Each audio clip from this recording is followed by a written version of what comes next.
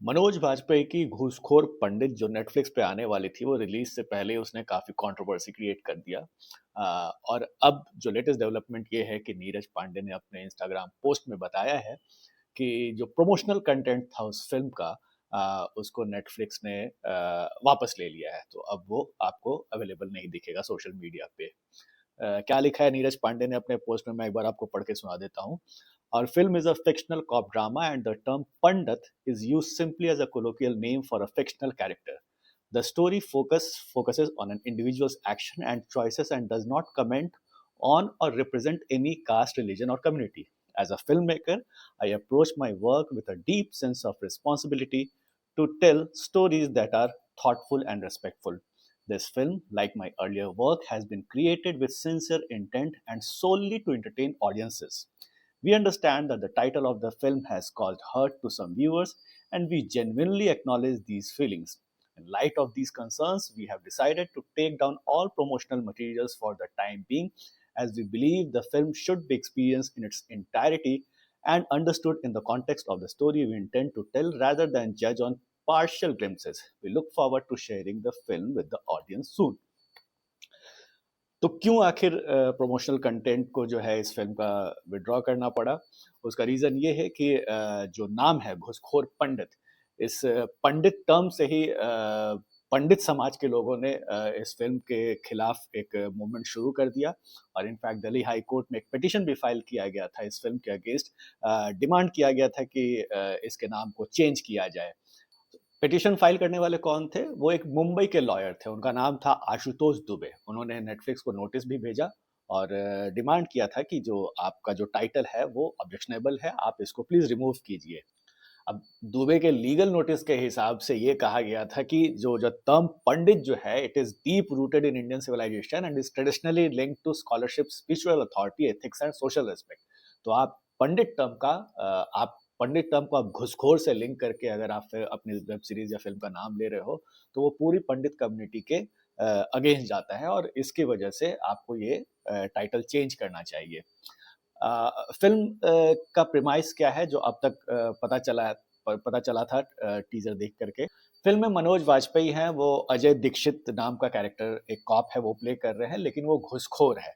और जो एक सिंगल नाइट की ये स्टोरी है और कैसे जो मनोज वाजपेयी का कैरेक्टर है वो किसी लड़की को बचाता है। लेकिन नाम जो है चूंकि घूसखोर पंडित है और घूसखोर वर्ड से लोगों को आपत्ति है, तो इस वजह से प्रोटेस्ट हो रहा था। अब हालाँकि ये जो मटेरियल जो है प्रमोशनल मटेरियल उसको विथड्रॉ तो कर लिया गया है, लेकिन इसको लेकर के अंदेशा भी लगाया जा रहा है कि ये नाम रखने के पीछे की वजह क्या थी? क्या फ़िल्म मेकर जो हैं इसके ये कंट्रोवर्सी क्रिएट करना चाहते थे? क्योंकि अगर आप देखो जिस तरीके का रिस्पॉन्स आया है इस फ़िल्म के प्रमोशन के बाद से, वो कोई भी समझदार फ़िल्म मेकर जो है वो प्रीएम्प्ट कर ही सकता है। जिस तरह का आजकल का माहौल है, लोग तुरंत आउटरेज हो जाते हैं हर चीज़ों को लेकर के, और आप यहाँ पे किसी कम्युनिटी के नाम को घूसखोर बता कर के अगर आप फ़िल्म का टाइटल दे रहे हो, तो ये मुझे नहीं लगता कि उनको उनको इसके अगेंस्ट एडवाइस नहीं किया गया होगा। कई बार लगता है कि लोग सिर्फ़ कंट्रोवर्सी क्रिएट करने के लिए ऐसा नाम या ऐसे इस तरह की चीज़ें यूज़ करते हैं। और अगर नीरज पांडे इतने ही स्पाइन वाले आदमी थे, तो उनको माफ़ी नहीं, उनको ये विथड्रॉ भी नहीं करना चाहिए था। सबसे बड़ा सवाल ये है कि जो लोग जो सोशल मीडिया पे जो नीरज पांडे और मनोज वाजपेयी को गाली दे रहे हैं, वो इसलिए भी क्योंकि नीरज पांडे खुद एक ब्राह्मण समाज से आते हैं, मनोज वाजपेयी खुद एक ब्राह्मण समाज से आते हैं, और उसके बाद ब्राह्मण समाज के होने के बावजूद आपने अपने फ़िल्म का नाम घूसखोर पंडित कैसे रख दिया, इसको लेकर के बहुत ज़्यादा सवाल उठ रहा था। लेकिन 2 दिन के प्रोटेस्ट के बाद ही जो प्लेटफ़ॉर्म है इसने सारा मटेरियल वापस ले लिया और प्रमोशन अब उसका घूसखोर पंडित से, मेबी अब शायद दूसरे नाम से इस फ़िल्म को रिलीज़ करे। लेकिन ये बात वाक़ई में इंडिकेट करती है कि ये पूरा जो मामला था ये सिर्फ़ कंट्रोवर्सी क्रिएट करने के लिए ही किया गया था।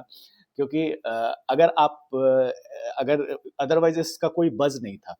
और आप अगर पिछले कुछ दिनों से नीरज पांडे की फ़िल्में या वेब सीरीज़ या मनोज वाजपेयी के भी कंटेंट्स अगर आप देखो, तो उस लेवल का कंटेंट वो क्रिएट नहीं कर पा रहे हैं। नीरज पांडे की लास्ट सीरीज़ आई थी तस्करी, और उसको भी बहुत ज़्यादा ऑडियंस से उतना प्यार मिला नहीं, बहुत ज़्यादा बज़ नहीं था, क्रिटिक्स ने भी उसको नकार दिया था।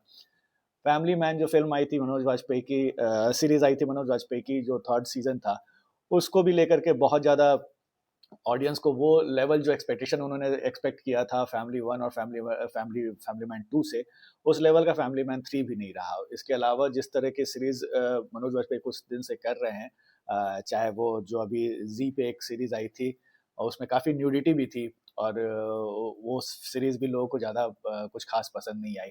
तो ये पूरा मामला ऐसा लगता है कि जानबूझ करके ऐसा नाम रखा गया कि लोग ट्रिगर हो जाएँ और इस वजह से एक बज़ क्रिएट हो जाए और फ़िल्म को लेकर के क्यूरियोसिटी लोगों की बढ़ जाए।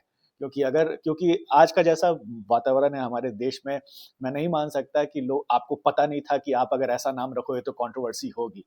आपको ज़रूर पता था, क्योंकि जैसा हम पिछले कुछ दिनों से देख रहे हैं कि लोग तुरंत हर चीज़ों पे आउटरेज हो जाते हैं, और यहाँ तो आप पूरे एक समाज का नाम ले रहे हो, उसको घूसखोर टर्म से लिंक कर रहे हो। तो ये तो होना ही था, जो वो गंगा जल का डल है, ये तो साला होना ही था। तो ये तो अगर होना ही था, तो फिर आपको सोच समझ के नाम रखना चाहिए था, और अगर आपने नाम रखा, तो फिर आपको विथड्रॉ करने की ज़रूरत नहीं थी। तो फिर आप खड़े रहते कि हाँ भाई, फ्रीडम ऑफ स्पीच है और हम जो चाहे बोल बोल लेंगे। या ऐसा लग रहा है कि सिर्फ़ एक थोड़ी-सी कंट्रोवर्सी क्रिएट करके इस मूवी या सीरीज़ जो भी है, इसके लिए एक बज़ क्रिएट किया गया ताकि लोगों का इंटरेस्ट इसमें बढ़ जाए।